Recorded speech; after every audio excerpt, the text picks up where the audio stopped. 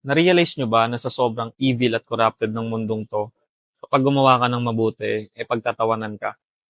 I mean, it's okay if they will laugh at you, they will mock you, sabihan kayong baduy or corny kasi nagbabasa kayo ng Bible or nagsishare kayo ng Word of God sa social media nyo.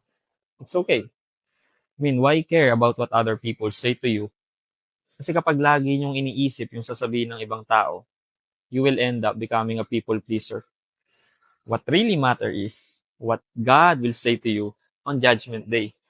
Individual po tayong haharap sa Kanya. Hindi niyo po makakasama yung mga kaibigan or kapamilya ninyo na pumipigil sa inyo na mag-share ng salita ng Diyos.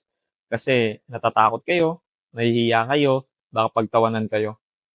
If you deny Lord here on earth, He will deny you in heaven. If anyone is ashamed of me and my message in these adulterous and sinful days, the Son of Man will be ashamed of that person when He returns in the glory of His Father with the holy angels. Don't let them influence you.